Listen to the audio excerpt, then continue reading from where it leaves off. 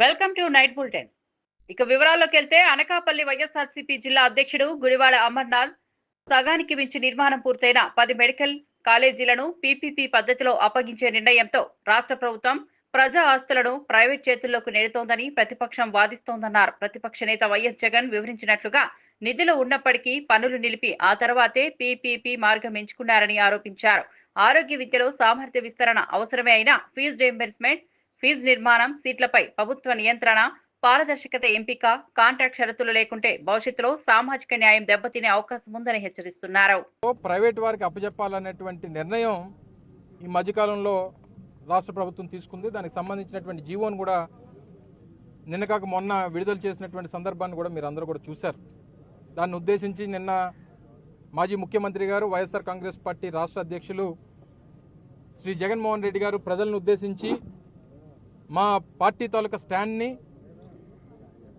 అదే రకంగా ప్రజలకు జరుగుతున్నటువంటి అన్యాయాన్ని గురించి వారు చాలా వివరంగా నిన్న వారి సుదీర్ఘమైనటువంటి పత్రికా సమావేశంలో ఇది రైతులకు సంబంధించినటువంటి యూరియా సమస్యల మీద, మెడికల్ కాలేజీకి సంబంధించినటువంటి అంశాల మీద, ఇలాగ అనేక అంశాలన్నింటినీ కూడా వారు ప్రత్యేకంగా ప్రజల దృష్టికి తీసుకురావడం కోసం ప్రభుత్వం చేస్తున్నటువంటి అన్యాయాలు, అక్రమాలని ప్రజల ముందు పెట్టేటువంటి కార్యక్రమాన్ని కూడా నేను జగన్మోహన్ రెడ్డి గారు నిన్న వారి పత్రికా సమావేశంలో చెప్పడం మీరు అందరూ కూడా చూశారు.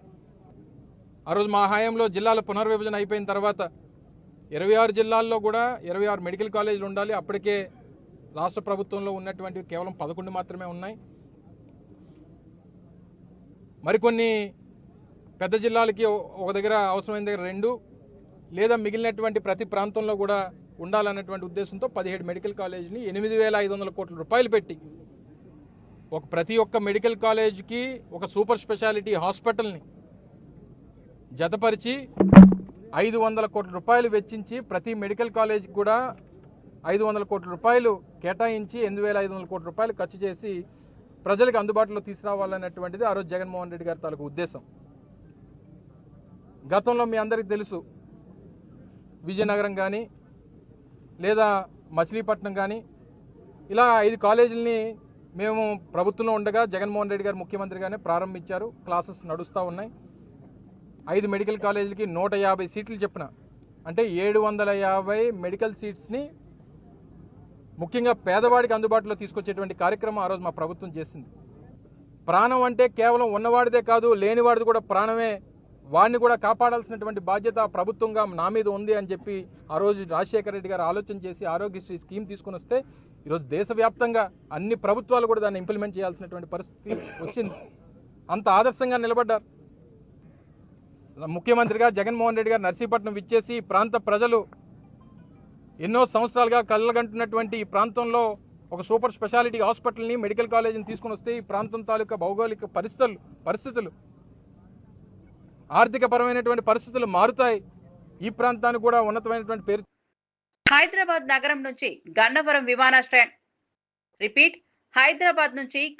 విమానాశ్రయానికి చేరుకున్న ఎంపీ మిథున్ రెడ్డిని ఎమ్మెల్సీ తలశిల రఘురాం, మాజీ ఎమ్మెల్యేలు కైలే అనిల్ కుమార్, సింహాద్రి రమేష్ బాబు, మేయర్ రాయన భాగ్యలక్ష్మి తదితరులు ఆహ్వానించారు. అక్కడి నుంచి రోడ్డు మార్గంగా రాజమండ్రికి బయలుదేరారు. ఇటీవల ఆయనపై ఉన్న కేసులు, లీగల్ పరిణామాలు, రాజకీయ చర్చల నేపథ్యంలో ఈ పర్యటన ప్రాధాన్యం సంతరించుకుంది. ఎంపీ తదుపరి కార్యక్రమాలు, మీడియా సంభాషణలు, స్థానిక నేతలతో సమన్వయం ఇవి వేచి చూడాల్సిన అంశాలు. పార్టీ శ్రేణుల్లో ఉత్సాహం, ప్రతిపక్ష విమర్శల మధ్య మిథున్ రెడ్డి యొక్క స్థానిక అజెండా మరియు అభివృద్ధి అంశాలపై దృష్టి ఎక్కడ ఉండబోతోందనేది కీలకంగా మారింది.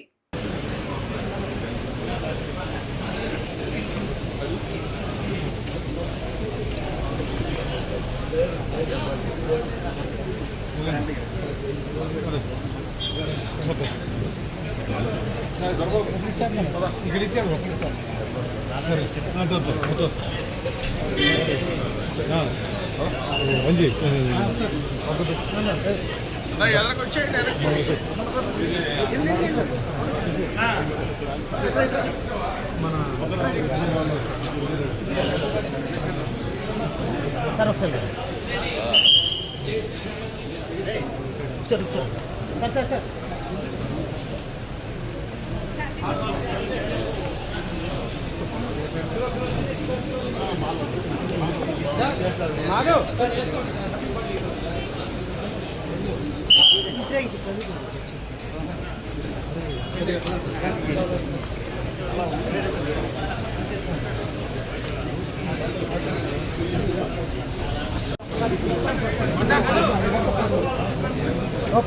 అలా నువ్వు వెళ్ళానే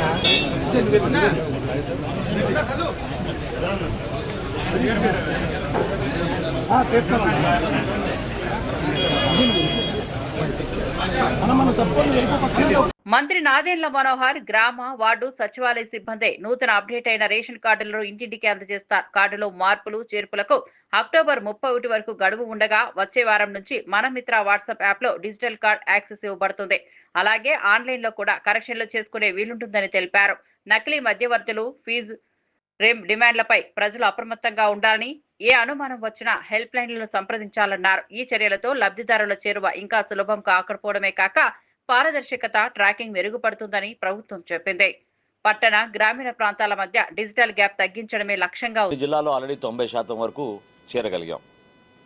ఈ గ్రామ సచివాలయం, వార్డు సచివాలయంలో ఉన్న అవకాశాన్ని, అక్కడున్న డేటాబేస్ని దయచేసి పౌరులు ఎవరైనా ఉపయోగించుకుని అక్కడ వాళ్ళకున్న డాష్ బోర్డ్లో కరెక్షన్ ఆఫ్ డీటెయిల్స్ అని ఉంటుంది. ఆ కరెక్షన్ ఆఫ్ డీటెయిల్స్ వాళ్ళు తీసుకుంటే అందులో వాళ్ళు చేయాల్సిన మార్పులు చేర్పులు పొందుపరచచ్చు. 15వ సెప్టెంబర్ కల్లా, అంటే ఈ నెల 15 నుంచి మేము చివరి విడత ఈ 9 జిల్లాలు కూడా మేము కార్డుల పంపిణీ చేయబోతున్నాం. కాబట్టి 31 అక్టోబర్ వరకు మీకు ఎటువంటి మార్పులు చేర్పులు ఉన్నా దయచేసి మీరు చేయించుకోండి. 31 అక్టోబర్ వరకు రాష్ట్ర వ్యాప్తంగా మీకు అందిన కార్డులో ఎక్కడైనా పొరపాట్లు ఉంటే దాన్ని మీరు చేయించుకుంటే ఆ కార్డులు మేము మీకు ఉచితంగా మార్చి ఇస్తాం. మీకు మా సివిల్ సప్లైస్ డిపార్ట్మెంట్ నుంచి ఈ కార్డులు మీకు ఉచితంగా మీకు సరఫరా చేసేటట్టు మేము ఏర్పాటు చేస్తున్నాం. వచ్చే వారం నుంచి గ్రామ సచివాలయం, వార్డు సచివాలయమే కాకుండా ప్రభుత్వం నిర్వహిస్తున్న స్మార్ట్ గవర్నెన్స్లో భాగంగా మన మిత్ర యాప్లో కూడా దీన్ని పొందుపరుస్తాం. వాట్సాప్ ద్వారా కూడా మీరు మీ వివరాలు, మీ కార్డ్ నంబర్ పెడితే తప్పకుండా ఆ మార్పులు చేర్పులు కూడా మేము మా డేటాబేస్తో ఇంటిగ్రేట్ చేసుకుని ఇమీడియట్గా ఒకసారి వెరిఫై చేసుకున్న తర్వాత మీకు కొత్త రైస్ కార్డు సరఫరా చేసేటట్టు మా సివిల్ సప్లైస్ డిపార్ట్మెంట్ నుంచి మేము ఈ విషయం మీకు తెలియపరచడానికి కోసం. కాంగ్రెస్ నాయకురాలు doctor Kota Neelima BJP IT సెల్పై అసత్య ప్రచారం, ఆరోపణలు చేస్తూ కఠినంగా స్పందించారు.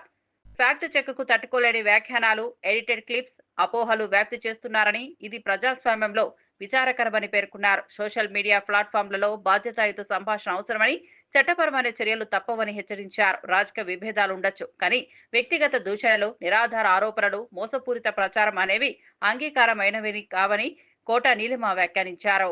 పారదర్శకంగా ధృవీకరించగల సమాచారం మీదే రాజకీయ చర్చ నడవాలని కోరారు.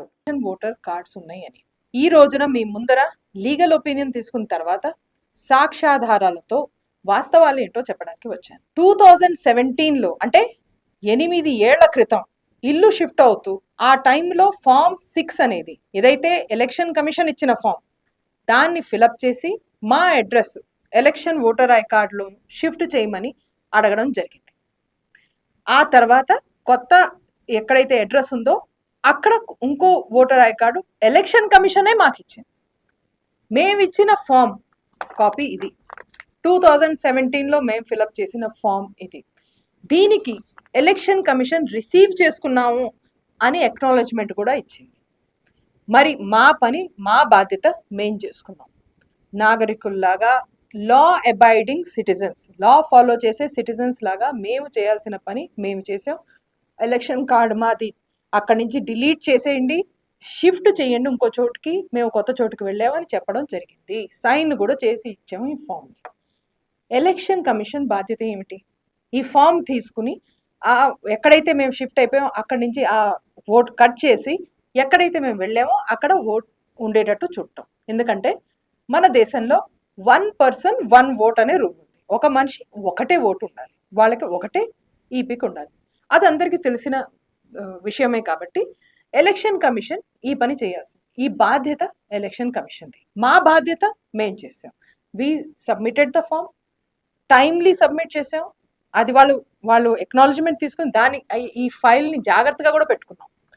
కాబట్టి ఈ రోజున 8 ఏళ్ల తర్వాత సడన్గా మేలుకొని ఈసీఐ మాకు నోటీసులు ఇచ్చి మీ దగ్గర 2 కార్డులు ఎలా ఉన్నాయని అడగటం చాలా హాస్యాస్పదం. చేయాల్సినది ఈ బాధ్యత వాళ్ళది, వాళ్ళు చూడాలి. మేము సబ్మిట్ చేసిన ఫామ్ని ప్రాసెస్ చేయడం, దానికి ఆ తర్వాత కేటీఆర్ అవినీతి ఆరోపణలు ఖండిస్తున్న సందర్భంలో అవినీతి జరగలేదని నమ్మకం ఉంటే విచారణ సంస్థల గురించి భయం ఎందుకు అని ఎఫ్సీఐ చైర్మన్ ఫహీం ప్రశ్నించారు. వ్యవస్థలపై నమ్మకం ఉంటే ఏ స్వతంత్ర విచారణకైనా ఎదుర్కొనే ధైర్యం చూపాలని సూచించారు. ప్రజాధన వినియోగంపై ప్రశ్నలు రావడం సహజమని, పారదర్శకంగా డేటా, ఒప్పందాలు, నిర్ణయాల కారణాలను వివరించడం ద్వారా సందేహాలకు తెరపడుతుందని అభిప్రాయపడ్డారు. రాజకీయంగా మాటల యుద్ధం కంటే చట్టబద్ధ ప్రక్రియలో సహకరించడం ప్రజలకు నమ్మకం కలిగిస్తుందని ఫహీం వ్యాఖ్యానించారు. 45 కోట్లు పంపించడం అనేది ఒక మంత్రిగా పనిచేసిన కేటీఆర్ అవగాహన ఉందా లేదా అని అడుగుతున్నా. కేబినెట్ అప్రూవల్ లేకుండా ఎలక్షన్ కోడ్ ఉండి నిధులు దారి మరలించినావు అంటే మళ్ళీ ఇది నేరం కాదా అని కేటీఆర్కి నేను ఈరోజు సవాల్ ఇస్తున్నాను. ఏసీబీ, సిట్, సిఐడి అనేటివి రాజముద్రలు కలిగిన సంస్థలు. ఇవన్నిటి కూడా ఇలాంటి ఏమైనా జరిగితే రాష్ట్రాల్లో విచారణలు, ఎంక్వైరీ కమిషన్స్ ఇవన్నీ కూడా వాళ్ళు వస్తారు, మీకు ఎంక్వైరీకి నోటీసులు ఇస్తారు, రామంటారు, ఎంక్వైరీ జరుగుతుంది. ఎందుకు భయపడుతున్నావు? నువ్వు ఎంక్వైరీ జరిగినప్పుడు వెళ్ళు, ఏసీబీ ఆఫీస్కి వెళ్ళు, నోటీస్ తీసుకో, మాట్లాడు. అక్కడ నిజాలు ఏమున్నాయో నీ దగ్గర ఏమైనా ఆధారాలు ఉంటే అక్కడ సమర్పించు. ఆ ఎంక్వైరీ నుంచి నువ్వు బయటికి రా. కడిగిన ఆనిముత్యంగా నువ్వు బయటికి వస్తే తెలంగాణ ప్రజలందరూ కూడా హర్షిస్తారు. అది కాకుండా లొట్టపీస్ కేసు ఇవి అని చెప్తున్నాను. మళ్ళీ గతంలో మీ దాంట్లో కూడా వేసిన ఏసీబీ, సిఐడి కేసులు అవన్నీ లొట్టపీస్ కేసులా? మళ్ళీ ఆ విచారణలు అన్ని జరిగినాయి లొట్టపీస్ విచారణలా? అవన్నీ మర్చిపోయి నేను రాను, నువ్వు రాకుంటే, ఎంక్వైరీకి రాకుంటే, నోటీసులు తీసుకుంటే ఎవరు రావాలో నీ దగ్గరకు వస్తాడు. ఆ మోడు కూడా అక్కడ చూస్తుండు కూర్చొని. ఆయన ఎవరో మేము సమయం వచ్చినప్పుడు చెప్తాము, నువ్వు ఎంక్వైరీకి రా, నువ్వు చేయనన్నప్పుడు వాళ్ళే ఎవరు రావాలో నీ దగ్గరికి వస్తారు, తీసుకుపోతారు, నీకు ఎంక్వైరీ చేస్తారు. నువ్వు నిజంగా అవినీతి చేయలేదంటే నీకు, నీ కుటుంబానికి అందరికి నార్కో అనాలిసిస్ టెస్ట్ చేద్దాం. గతంలో అమరవీరుల స్తూపం దగ్గర white challenge narco analysis test చేద్దాం అంటే మీ చెల్లికి, బావకి, సంతోష్ రావుకి చేసిన తర్వాత నీకు బ్లడ్ టెస్ట్ చేసిన తర్వాత అప్పుడు నార్కో అనాలిసిస్ టెస్ట్ నీకు, మీ అయ్యకు చేస్తే నిజాలు బయటపడతాయి. ఆయన సవాల్ ఇస్తుతాడు, పారిపోతాడండి. సవాల్ ఇస్తుతాడు, మేము రామంటే రాడు. మా యూత్ కాంగ్రెస్ వాళ్ళు కూడా, మా ఎంపీ అనిల్ కుమార్ యాదవ్, బల్మూర్ వెంకట్ ఎమ్మెల్సీ కూడా ఆ రోజు రా, నీకు టెస్ట్ చేసుకుందాం, బ్లడ్ టెస్ట్ అంటే రాలేదు. అమరవీరుల స్తూపంకి అప్పుడు పీసీసీ ప్రెసిడెంట్ కూడా మా ముఖ్యమంత్రి గారు అప్పుడు రామంటే అప్పుడు కూడా పారిపోయిండు. మళ్ళీ నిజంగా మీకు విచారణకు రావాలంటే ఇవన్నీ ఎంక్వైరీలు అంటే కాళేశ్వరం కోసం ఎందుకు పోయారు మీరు? హైకోర్టుకి ఎందుకు ఆశ్రయించారు మీరు? సవాల్ ఇస్తుతారు, రామంటే రారు. కామారెడ్డి బీసీ సభకు ముందు మాజీ మంత్రి శ్రీనివాస్ గౌడ్ బీసీ రిజర్వేషన్లపై జీవో వెంటనే ఇవ్వాలని ప్రభుత్వాన్ని డిమాండ్ చేశారు. విద్య, ఉద్యోగాలు, రాజకీయ పదవుల్లో 42% అమలు ప్రభుత్వం చేతిలో ఉన్న అంశాలు కాబట్టి ఆలస్యం అర్థం లేదని అన్నారు. మీరు 42% రిజర్వేషన్ విద్యా ఉద్యోగాలలో లోకల్ బాడీలు అన్నారు కదా, మరి ఈ కనీసం ఈ మూడింటి పైన అమలు అయింది అని చెప్పి కామారెడ్డి రేపు 15వ తారీఖున మీరు ఎందుకు మాట్లాడతలేరు? అంటే కేవలం అమలయ్యేటివి మీ చేతిలో ఉన్నటువంటివి అమలు చేయకుండా, దాని గురించి మాట్లాడకుండా మూత పడేసి అమలు కాని అంశాన్ని మీరు రాంగ్ రూట్లో పోయి ఒక జియో ద్వారా అమలు అవుతుందని చెప్తున్నారు. జియో ద్వారా అమలు కాదన్నా మీరు జియోని ఇష్యూ చేసి దాన్ని పెద్ద భూతద్దంలో పెట్టుకొని మేము విజయం సాధించినామని చెప్పడం అనేది చాలా మోసం. బీసీలను చేస్తున్నటువంటి ఈ ప్రభుత్వం చేస్తున్నటువంటి పెద్ద దగా, మోసం ఇది. మీకు చిత్తశుద్ధి ఉంటే మిగతా అన్నీ కూడా బడ్జెట్తో పాటు మీరు మిగతా ఇచ్చినటువంటివి, మీ చేతిలో ఉన్నటువంటివి, మీ పరిధిలో ఉన్నటువంటివి, అసెంబ్లీలో పరిధిలోనే ఉన్నటువంటివి మీరు ఒక జియోతోనే తయారయ్యేటువంటివి, ఆ జియోలు ఇష్యూ చేసి మీరు కామారెడ్డి సభ పెట్టి ఆ సభలో విద్యా ఉద్యోగాలపై కూడా మీరు చర్చించండి. మాదే బాధ్యత. ఇవి అయిన తర్వాతనే ఎలక్షన్లో పోతాం, 42% రిజర్వేషన్తోనే ఎలక్షన్లో పోతామని చెప్పండి. కానీ ఇన్నేళ్ళు మమ్మల్ని మోసం చేసారు. ఇన్ని సంవత్సరాలు మేము మోసపోయినాం. స్వాతంత్రం వచ్చిన నాటి నుంచి ఇప్పటి వరకు కూడా ఈ దేశంలో ఒక బీసీ మంత్రిత్వ శాఖ లేదు, ఒక బడ్జెట్ లేదు, అడిగే నాథుడు లేడు కేంద్రంలో కానీ రాష్ట్రంలో కానీ. మరి ఈ ఓట్లతో అధికారంలోకి వచ్చినటువంటి మీరు మమ్మల్ని విస్మరిస్తే ఇక ఊర్చుకునే ప్రసక్తి లేదు. ఖచ్చితంగా విద్యా ఉద్యోగాలలో, మంత్రి పదవులలో, కార్పొరేషన్ చైర్మన్లలో అన్నిట్లలో ఖచ్చితంగా కనీసం మీరన్న 42% అయిన రిజర్వేషన్ను ఖచ్చితంగా అమలు చేయాలి. కామారెడ్డి డిక్లరేషన్ కూడా సిద్ధరామయ్య గారు కూడా పిలిపియాలి. ఒకవైపు మీరు ఆ రోజు ఇచ్చిన హామీలు ఆ వీడియోలో చూపిస్తూ దాని అమలైనటువంటి ఏంటో కూడా మీరు చూపించాలి జనానికి అని చెప్పి మీకు మీ ద్వారా తెలియజేస్తున్నా. లేదనుకుంటే మేమే అది తయారు చేస్తాం. మీరు మాట్లాడేటువంటివి స్క్రీన్ ప్లే పెద్ద తయారు చేసి మేమే జిల్లాల వారీగా ప్రదర్శన చేస్తామని చెప్పి మీకు సమయం 3 రోజులు ఉంది కనుక ఈ 3 రోజులలో 4-5 రోజులలో మొత్తం జీవోలు ఇష్యూ చేయాలని చెప్పని మేము డిమాండ్ చేస్తా ఉన్నాం.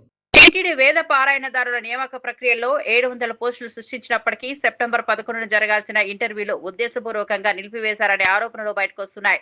డిప్యూటీ ఈవో గోవిందరాజన్ ఆధ్వర్యంలో ఫణేగ్నేశ్వర యాజుల నేతృత్వంలో నిక్షిప్తపాతి ఇంటర్వ్యూలు జరగాల్సిందని నమ్మకం జరుగుతుందని, కానీ చైర్మన్ జోక్యం చేసుకుని అడ్డుకున్నారని అభ్యంతరాలు వ్యక్తమవుతున్నాయి. తన వాళ్లకు అవకాశాల కోసం ప్రక్రియను నిలిపారన్న వాదనలపై టీటీడీ పూర్తి వివరణ ఇవ్వాలని డిమాండ్ చేశారు. వేదఘోషను ఆలయాల దాకా విస్తరించే సంకల్పం వెనకబడకూడదని, పారదర్శకత నియామకాలే శ్రేయస్సని వర్గాలు అంటున్నాయి. వేదపారాయణ స్కీమును పెద్ద ఎత్తున వ్యాప్తి చేయాలన్నటువంటి ఆలోచనతో ఆ రోజున నిర్ణయం తీసుకోవటం జరిగింది. దీనికి సంబంధించి ఈ రోజున అంటే 11వ తారీఖు సెప్టెంబర్న ప్రారంభం కావాల్సినటువంటి ఇంటర్వ్యూలను ఉద్దేశపూర్వకంగా చైర్మన్ గారు ఆపినట్టుగా బయటంతా చర్చ జరుగుతున్నది.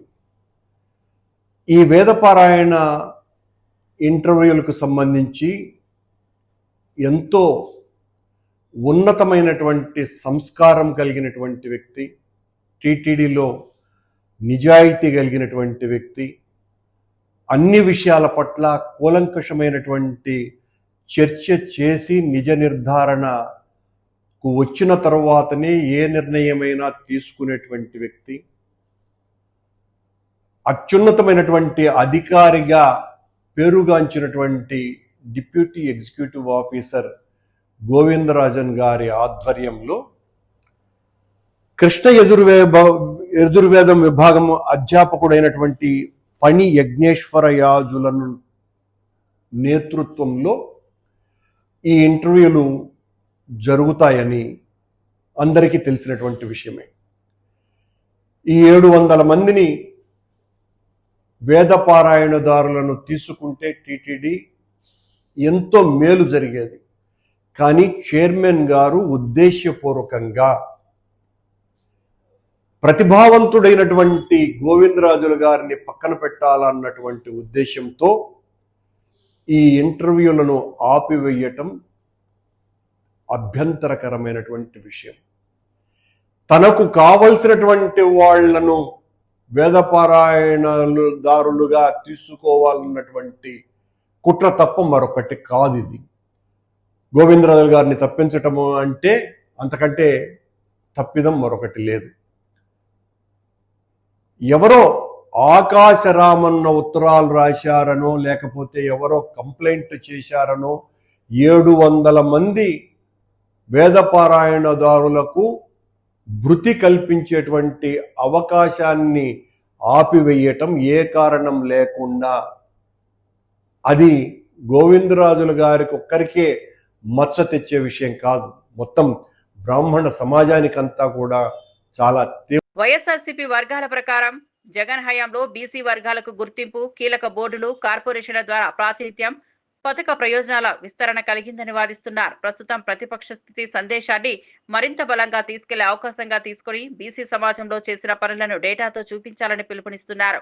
కూటమి ప్రభుత్వంపై ప్రజల్లో అసంతృప్తి ఉందని, టీడీపీ ఫేక్ ప్రచారంను సోషల్ మీడియాలో ఎదుర్కోవాలని అంటున్నారు. ఈ సందేశంలో కేంద్ర బృందువు బీసీలకు ముందు రాజకీయ, విద్య, ఉపాధిలో స్థిరమైన అవకాశాలు కల్పించే లక్ష్యాన్ని మళ్ళీ బలంగా వినిపిస్తున్నాయి.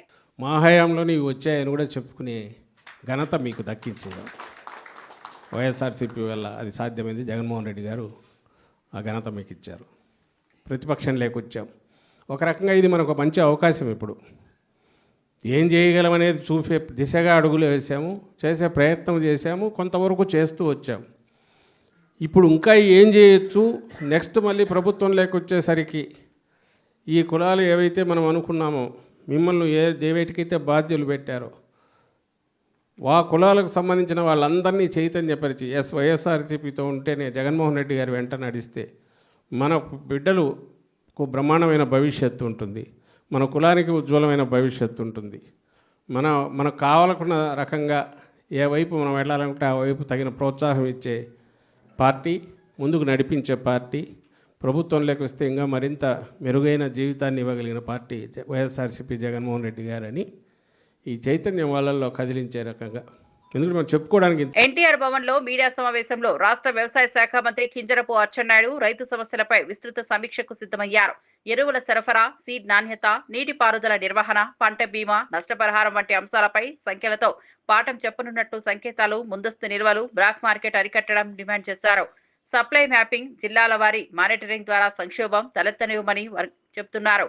అన్నదాతకు నీతి అనేది థీమ్. దానికి అనుగుణంగా చర్యల పథకాలు ప్రజలకు వెల్లడించే అవకాశం ఉంది. కట్ చేసి 24 మధ్యన మనందరం చూశాం, అనుభవించాం. రాష్ట్రాన్ని కుక్కలు చింపినటువంటి విసిరాగ్గా మార్చాడు. ఇప్పుడు ఆ పిచ్చోడు ప్రతిపక్ష హోదా ఇమ్మని అడుగుతున్నాడు. అన్నట్టుగా మాట్లాడడం ప్రారంభించాడు. ఆయనకు అలవాటైపోయింది. ఆంధ్రప్రదేశ్ రాష్ట్రంలో ఏమి జరుగుతుందో కనీసం తెలియలేనటువంటి పరిస్థితి. వారంలో ఒకరోజు రావడం, పూర్తిగా అబద్ధాలు మాట్లాడడం, మళ్ళీ బెంగళూరు వెళ్ళిపోవడం 16 మాసాలుగా ఆనవాయితీగా జరుగుతుంది. నిన్నను పాత్రికేయుల సమావేశం పెట్టాడు. నేను ఎప్పుడు చెప్తుంటాను ఆయనకి సమాధానం చెప్పవలసినటువంటి అవసరం లేదు అని. కానీ ఆ పిచ్చోడు మాటలు కొంతమందైనా నమ్మి మళ్ళీ మోసపోతారనే ఉద్దేశంతోనే ఎప్పటికప్పుడు ఒక బాధ్యతాయుతమైనటువంటి ప్రభుత్వంగా ప్రజలకి వాస్తవాలు చెప్పవలసినటువంటి అవసరం ఉంది. అందుకే మేము తప్పనిసరి పరిస్థితిలో ఈ సమాధానం చెప్తున్నామని చెప్పి ఈ సందర్భంగా తెలియచేస్తున్నాను. నిన్న సమావేశంలో చూస్తే 2 విషయాలు ప్రధానంగా తీసుకున్నాడు. ఒకటి మెడికల్ కాలేజీలు, 2 రైతు సమస్యలు. ఈ రెండింటి మీద పూర్తిగా అవగాహన లేనటువంటి వ్యక్తి 5 సంవత్సరాలు ఒక రాష్ట్రానికి ముఖ్యమంత్రిగా చేసినటువంటి వ్యక్తి ఆ స్థాయిలో మాట్లాడతాడని నేను ఊహించలేదు. ప్రధానంగా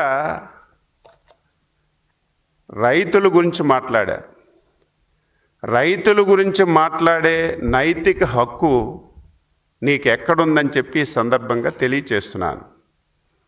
5 సంవత్సరాలు మాట్లాడితే టీడీపీ పొలిట్ బ్యూరో సభ్యుడు వల్లరామయ్య ఆంధ్ర రాజకీయ సంభాషణల స్థాయి దిగజారడానికి జగన్ వాగ్దానం కారణమని ఆరోపించారు. ప్రజాస్వామ్యంలో విభేదాలున్నా పదజాలంలో సంస్కారం ఉండాలని, అభిప్రాయ భేదాలు విధానాలపై ఉండాలని అన్నారు.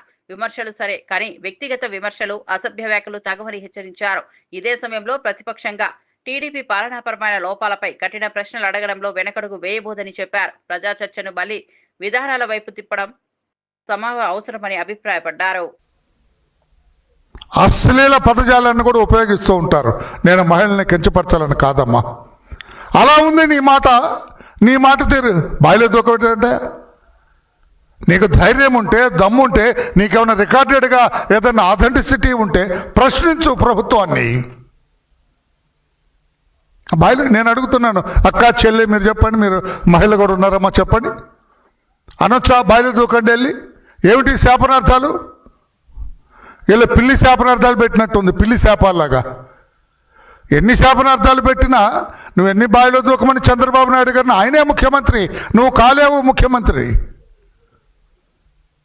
ఇక నువ్వు ఈ రకంగా నోటుకొచ్చినట్లు మాట్లాడుతుంటే నువ్వు భవిష్యత్తులో ఏనాటికి ఎన్టీఆర్ భవన్ లో మీడియా సమావేశంలో ఎంపీ కలిశెట్టి అప్పలనాయుడు ఆటో డ్రైవర్ల కోసం తీర్చిదిద్దిన సహాయక చర్యలను వివరించనున్నారు. ఫిట్నెస్, ఇన్సూరెన్స్, ఎమర్జెన్సీ, ఆర్థిక సాయం, వాహన అప్గ్రేడ్, క్రెడిట్ లైన్లు, skill upgrade, driving safety, training వంటి అంశాలపై సమగ్ర ప్యాకేజీ ఆశించబడుతోంది. కమ్యూనిటీ గ్యాప్ లోన్లు, ఇంధన వ్యయ తగ్గింపు స్కీమ్లు, నగర స్థాయిలో స్టాండ్ మేనేజ్మెంట్ కూడా చర్చలో ఉండొచ్చు. అనాధికారిక అడ్డంకులకు తొలగించడం, డిజిటల్ పేమెంట్ సౌలభ్యాలు పెంచడం ఇవి కూడా కీలకమని తెలిపారు. బెదిరింపులు, మేము రేపు అధికారంలోకి వస్తున్నాం, మీ అంత చూస్తామని అంటే బెదిరింపించే ధోరణి తప్ప ఇప్పుడు కూడా ప్రభుత్వాన్ని సహకరించే పరిస్థితి లేదు. నీకు అలాంటి పరిస్థితి రావాలనుకున్నప్పుడు అసలు నీకు బెదిరింపే అవకాశం మీకు రాదు, అధికారంలో రాదు. ఈరోజు ప్రత్యేక హోదా కోసం కేంద్రాన్ని మెడలు ఉంచి నేను తెస్తామని 5 సంవత్సరాలు మోసగించావు ప్రజల్ని. అదే ప్రజలు నేను మోసపోయామని తెలుసుకొని ఈరోజు ప్రత్యేక ప్రతిపక్ష హోదా కూడా ఇవ్వకుండా వారు ఈరోజు చేశారంటే కేవలం నీ మోసాలు గమనించారు. ఆ మోసాలు వినే ప్రజలు ఇప్పుడు లేరు.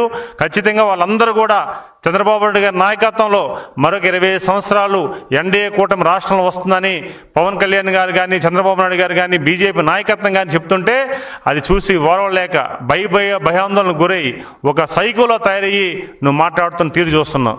రాక్షసుడు పరిపాలన చూసాం 5 సంవత్సరాలు. ఇప్పుడు కూడా ఒక మాజీ ముఖ్యమంత్రిగా పనిచేసి ఒక బాధ్యత గల వ్యక్తిగా నువ్వు మాట్లాడే పరిస్థితి కూడా చూడలే. అందుకే ఈరోజు నారా లోకేష్ గారిని ఒకసారి చూడు, చంద్రబాబు నాయుడు గారిని చూడు, ఒక పవన్ కళ్యాణ్ చూడు, ఒక బీజేపీ నాయకత్వం చూడు, ఎంత బాధ్యతతో ఉన్నారు. నేను నేపాల్లో తెలుగు వాళ్ళు ఉండిపోతే మాకు బహిరంగ సభ, ఒక ప్రతిష్టాత్మకమైన బహిరంగ సభ పెట్టుకుంటే ఆ బహిరంగ సభ కూడా లోకేష్ గారిని రాకుండా చంద్రబాబు నాయుడు గారు ఇక్కడే ఉండి నీ బాధ్యత నెరవేర్చి తెలుగు వాళ్ళని తీసుకురమ్మంటే ఈరోజు స్పెషల్ ఫ్లైట్ బుక్ చేసి తెలుగు వాళ్ళు తీసుకొచ్చే పరిస్థితి. అది బాధ్యత గల నాయకత్వం అంటే. కనీసం 5 సంవత్సరాలు ముఖ్యమంత్రి పనిచేస్తావు, కనీసం అవగాహన లేదు, ప్రజలు తప్పుదోవ పట్టిస్తానని బాధ లేదు, కనీసం ప్రజలకి మంచి చేయాలని ఆలోచన లేదు. సరే 5 సంవత్సరాల్లో నువ్వు వెలగా చేయలేవు, దోపిడీ చేసావు, అన్యాయం చేసావు, ప్రజలను మోసగించావు. ప్రభుత్వ విమర్శలు లక్ష్యంతోనూ వాస్తవాలతో ఉండాలి. కానీ మాజీ సీఎం చంద్రబాబు వంటి నాయకులపై వ్యక్తిగతంగా అసభ్యంగా మాట్లాడడం సముచిత స్థానం కాదని మంత్రి పార్థసారథి స్పష్టం చేశారు. పాలనా పరంగా లోపాలపై ఏ పార్టీ అయితేనేం ప్రశ్నిస్తే స్వాగతమే గాని పదజాలం దిగజారితే ప్రజాస్వామ్య విలువలు దెబ్బతింటాయని హెచ్చరించారు. ప్రతిపక్షం ఇచ్చే ఇన్పుట్లు పాలనను మెరుగుపరచడానికి ఉపయోగపడాలని, అదే ఆరోగ్యకర రాజకీయ సంభాషణ అని ఆయన చెప్పారు.